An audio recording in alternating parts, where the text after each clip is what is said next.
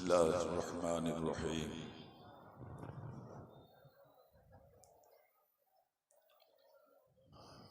मिंबर शरीफ पर जलवा फरमा मुक़्तदर उलमाए अहले सुन्नत, हाज़रीन बज़्म, अस्सलामु अलैकुम व रहमतुल्लाहि व बरकातुहू।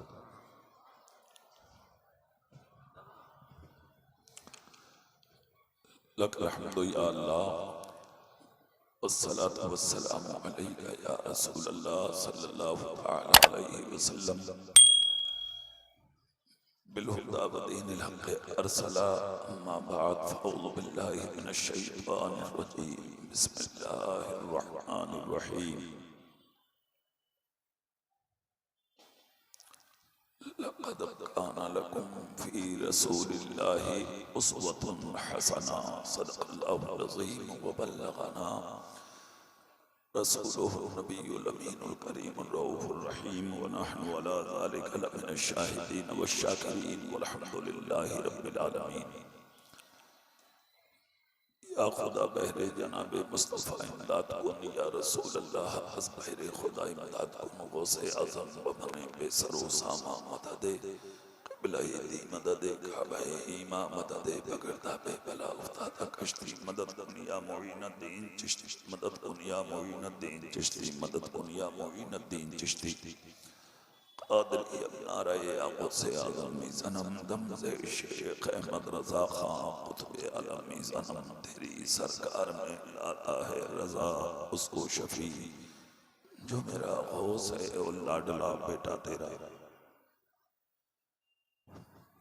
बहुत बहुत मुबारकबाद के लायक हैं मदरसा के अरकान, मुअव्विनीन, मुतअल्लिकीन, मुदर्रिसीन, जिनकी काविशों की बुनियाद पर जलसा अमल में आया। अल्लाह की बारगाह में दुआ है, अल्लाह पाक इस महफिल पाक को कबूल फरमाए और इसकी बरकतें अल्लाह हम सब नस्लों में अता फरमाए। बहुत खूबसूरत, बहुत हसीन ये आज का जलसा है जिसको आपने बैठकर समाअत किया। कामयाब तकरीरें और अच्छे अच्छे नाते आपने समाअत की। अल्लाह ताला हम सबको अमल की तौफीक अता फरमाए। कुछ अर्ज़ करने से पहले इंतहाई मोहब्बतों के साथ ताजदार अरब व अजम मालिक लिक़ाब नूर मुजस्सम फ़ख्र दो आलम अहमद मुज्तबा मुहम्मद मुस्तफ़ा सल्लल्लाहु अलैहि वसल्लम की बारगाह नबुव्वत व रिसालत में झूम झूम कर दुरूद शरीफ पढ़ने आप। अल्लाहुम्मा सल्लि अला सय्यदना व शफ़ीना व हबीबना व मौलाना मुहम्मदिन तिब्बिल क़ुलूब व दवाइहा व आफ़ियतिल अब्दान व शिफ़ाइहा व नूरिल अब्सार व ज़ियाहा व आलिहि व अस्हाबिहि दाइमन अबदा। मचल गए मार के दिखाइए सुभान अल्लाह। अल्लाह की पाकी बोले, अल्लाह की पाकी। इसका ईको कम कर दो, ईको निकाल दो, बिल्कुल ईको बिल्कुल खींच लो, सिर्फ आवाज बढ़ाओ जितनी हो, है ना। ईको नहीं चाहिए हमें। अल्लाह की पाकी बोलिए, जी लगा के बोलिए सुभान अल्लाह, है ना। अल्लाह जो करता है बेहतर करता है। अल्लाह का कोई भी काम हिकमत से खाली नहीं है ना। आपका जलसा अच्छा हो गया, बस मकसद तक दस्तार होना, दस्तार हो गई, ठीक है। अफसोस होता है मगर कभी कभी, कसम अल्लाह की, बड़ा क्या कहिएगा। चलिए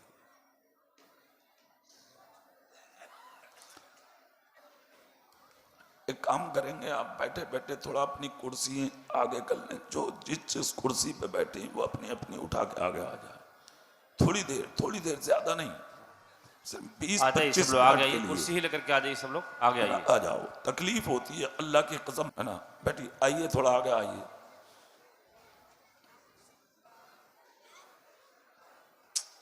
हैरत की बात है, बताओ। बेमकसद जब जाती है ना बात, अफसोस होता है। आदमी इतना लंबा सफर करे, आए, तमाशा थोड़ी है यार, क्या जरूरत है खामा, बताइए।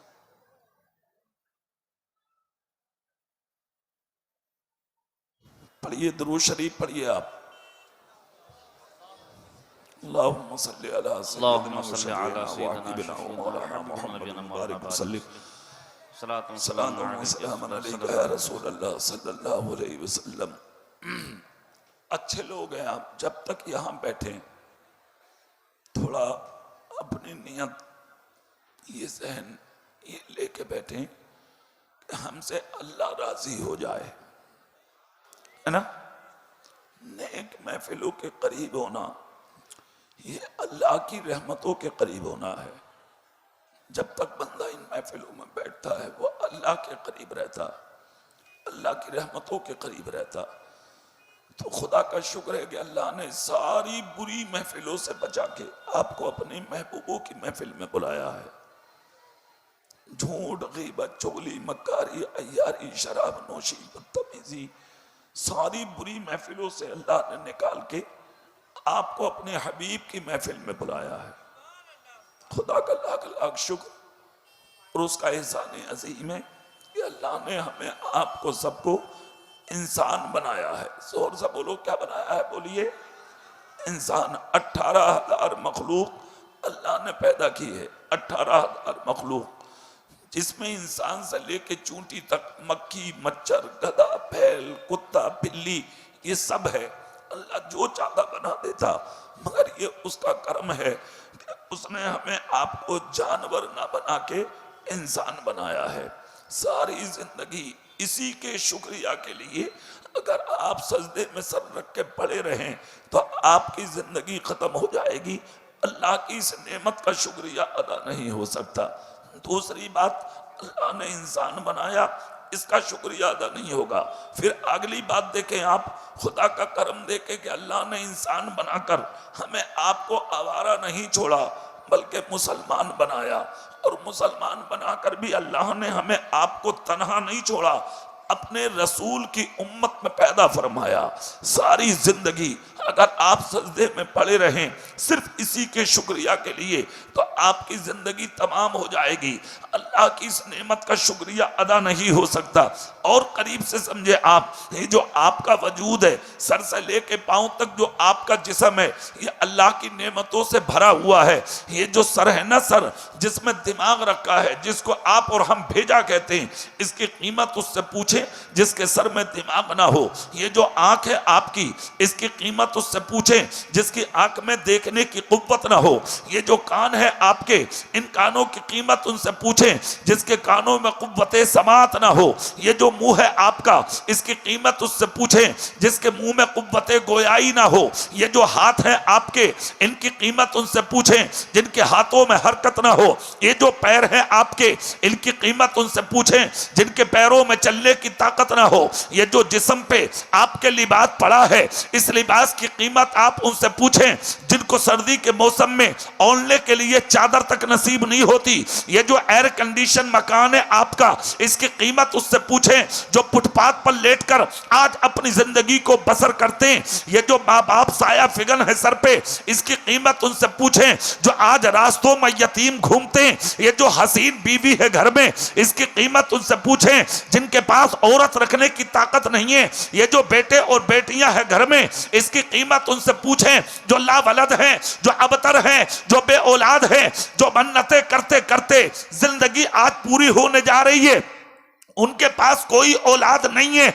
ये जो 3 वक्त का खाना आप दस्तरखान पर अपनी औलाद के बीच में बैठ के खाते हैं, इस खाने की कीमत आप उनसे पूछें। खुदा की कसम, जिनके घरों में एक एक वक्त का खाना नसीब नहीं होता, ये जो आप आधा खाके आधा जमीन पर गिरा देते हैं, इस खाने की कीमत आप उससे पूछें जो स्टेशनों पर बने होटलों पर एक एक रोटी के लिए आप जैसे अमीरों का मुंह तकते रहते हैं। इस दौलत की कीमत गरीबों से पूछें, इज्जत की कीमत जलीलों से पूछें, इस ऊंचाई की कीमत नीचे लोगों से पूछें जो अल्लाह ने नेमतें आपको अता फरमाई है, आप इनको पैरों में बोल देते हैं, इन दौलतों की कीमत आप उनसे पूछें जो हाथ में कटोरा लेके आप दर दर की भीख मांगते हैं।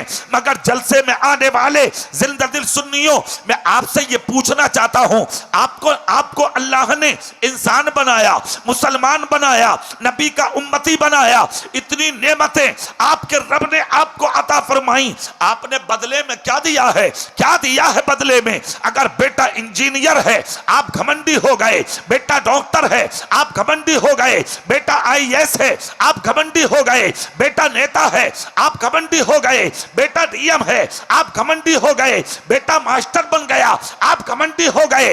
मगर घमंड करने वाले, अपनी जिंदगी पे इतराने वाले, अपनी दौलत पे घमंड करने वाले, कान खोल कर सुन, ये सारी नेमतें अल्लाह ने तुझे अता फरमाई है।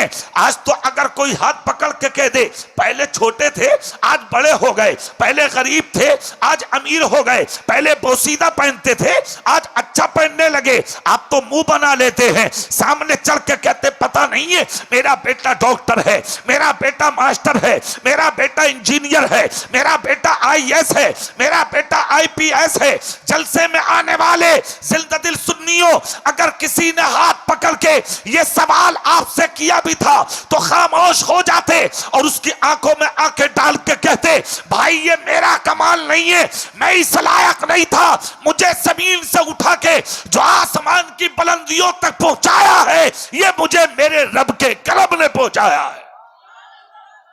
ये नारे तकबीर, नारे रिसालत, उलमाए अहले सुन्नत, खतीब अहले सुन्नत, ये सोच आज आपके पास है ही नहीं। आज तो दौलत मिली आप घमंडी हो गए, आज थोड़े से बड़े हो गए आप इतराने लगे, माल बना लिया, दूसरों को हकारत से देखने लगे। याद रख, बड़े बड़े दौलतदार आए जमी बोस हो गए, ओहदेदार आए जमी बोस हो गए, अमीर आए जमी बोस हो गए, मालदार आए जमी बोस हो गए, बड़े बड़े जमींदार चले गए दुनिया से। आज उनके नाम नहीं है, आज उनके निशान नहीं है, आज उनके खानदान नहीं है, आज उनके मकानात नहीं है, आज उनके महिलात नहीं है। बड़े बड़े दौलतदार आए, अगर दौलत की वजह से कोई बाकी रहता तो फिरौन का नाम होता, नमरूद होता, कारून होता, शद्दाद होता।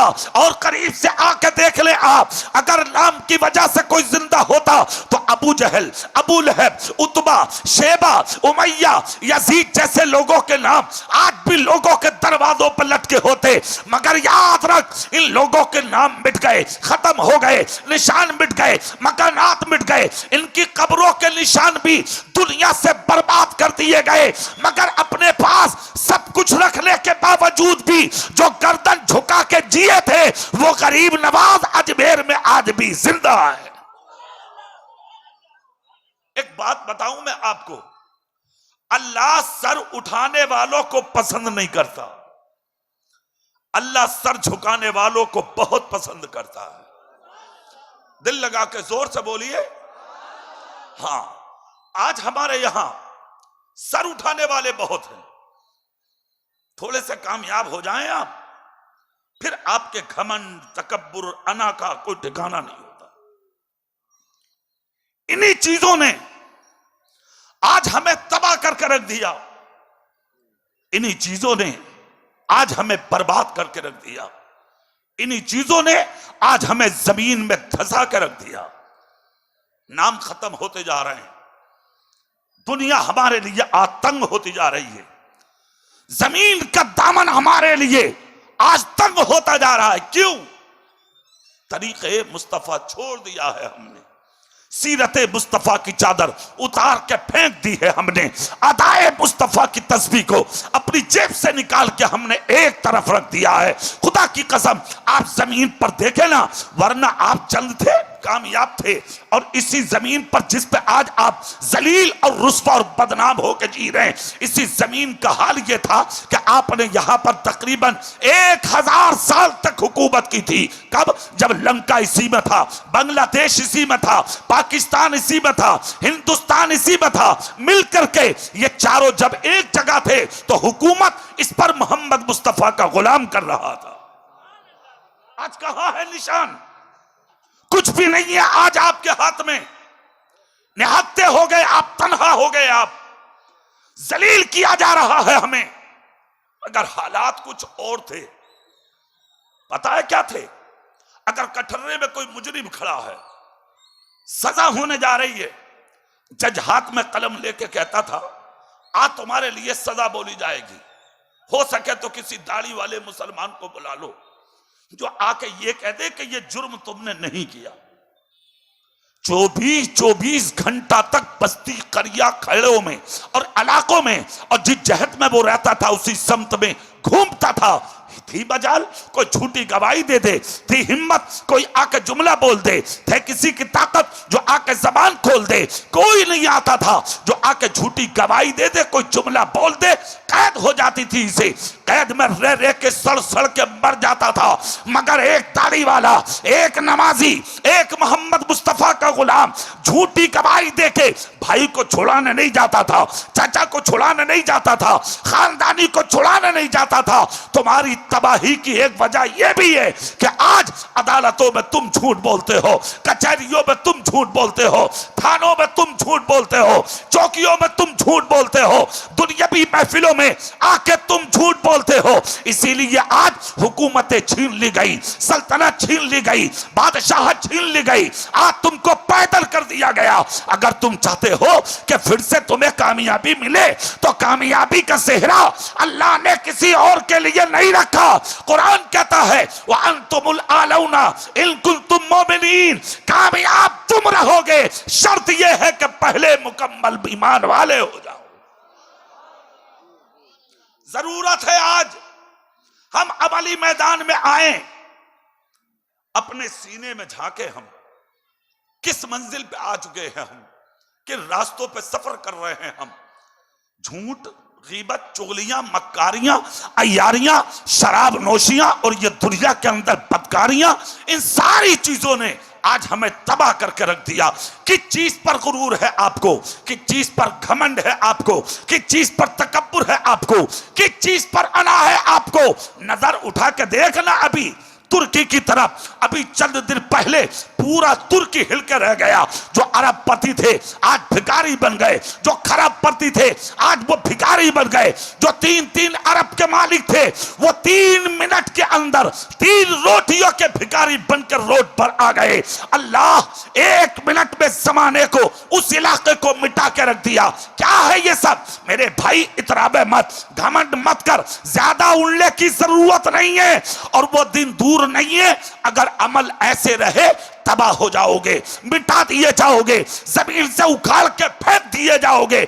अभी पाकिस्तान से नहीं, अपने इलाके में भी और पूरी दुनिया में सोशल मीडिया पे एक खबर वायरल है कि हिंदुस्तान और पाकिस्तान में भी ऐसा ही जलजला आएगा जैसा तुर्की में आया है। यह कोई दूर की बात नहीं है, आ सकता है जलजला, आ सकता है भूकंप, आ सकता है तूफान, मगर जो वक्त उसने 48 घंटे का दिया था वो वक्त तो निकल गया। हमारा अकीदा ये नहीं है कि जो वो कह रहा है वो हक है, ऐसा होगा हरगिज नहीं। मगर हाँ ये भी हम कहते हैं आ सकता है। क्यों नहीं आ सकता?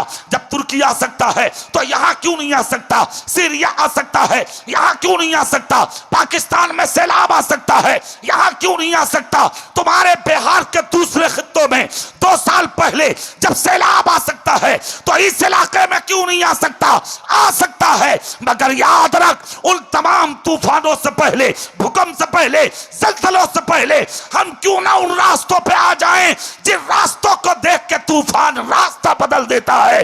और वो रास्ता कोई और नहीं, वो रास्ता मुस्तफा जाने रहमत की सीरत का रास्ता है। हुजूर मुजद्दिदे अल्फसानी, इनके नाम पे सुभान अल्लाह बोलो तो एक बात बता दें, हाथ उठा के जोर से बोलो, हुजूर मुजद्दिदे अल्फसानी सर हिंदी फारूकी अलैहिर्रहमा, आला हजरत से पहले के मुजद्दिद हैं। आपकी बारगाह में एक शख्स ने अर्ज किया, हुजूर ये बताइए जलजले क्यों आते हैं, भूकंप क्यों आते हैं, जमीन और ये पहाड़ क्यों हिल जाते हैं? मुजद्दिद अल्फसानी का जुमला सुने आप। अये है, मुजद्दिद अल्फसानी बोले 3 वजहों के तहत जलजले आते हैं। कितनी? जोर से बोलिए। 3। नंबर 1, जमीन पर जब कुरान की बेहुरमती होने लगे तो जल्जले आते हैं। नंबर 2, जमीन पर जब सफेद दाढ़ी वाले की बेइज्जती होने लगे तो भूकंप आते हैं। मुजद्दिद अल्फसानी से पूछा हुजूर तीसरा? फरमाया कि जब औरत बेपर्दा अपने घर से निकलने लगे तो भूकंप आते हैं।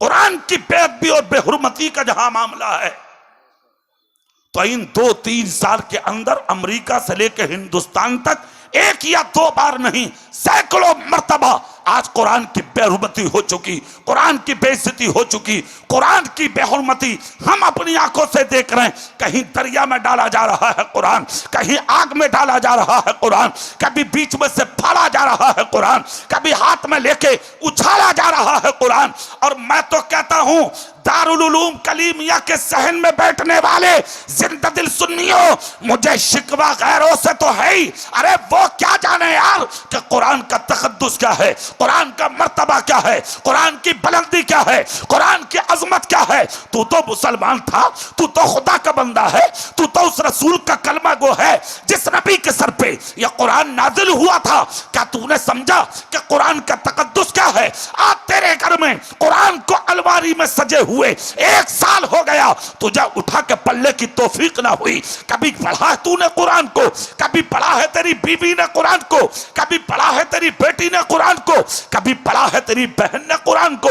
जो औरत बीवी बन के घर में आती है, दुल्हन अच्छे कपड़े में सजा बना के और सवार के जुस्तान लगा के कुरान को सीने से लगा के अपनी ससुराल में उतरती है, डोली से निकाल के कुरान अलमारी में सजाया जाता है। रोजाना फ्रिज पर कपड़ा लगेगा, वॉशिंग मशीन पर कपड़ा लगेगा, रोजाना फर्श पर कपड़ा लगेगा, मगर क्या कभी तौफीक हुई है इस दुल्हन को कि जिस कुरान को अल्लाह ने अपने हबीब के सर पर नाजिल किया था, इस कुरान को उठा के पढ़ने?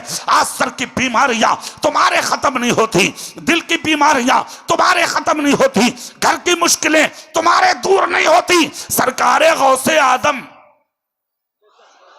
जोर से, सरकारे गौसे आदम की बारगाह में एक शख्स ने आकर कहा, हुजूर कमाता बहुत हूं, बरकत नहीं है। गौसे पाक ने फरमाया 3 दिन के बाद बरकत होगी, शर्त यह है हमारी बात पर अमल कर लेना। तुम सुभान अल्लाह बोलो, मैं भी तुम्हें भी बता देता हूं।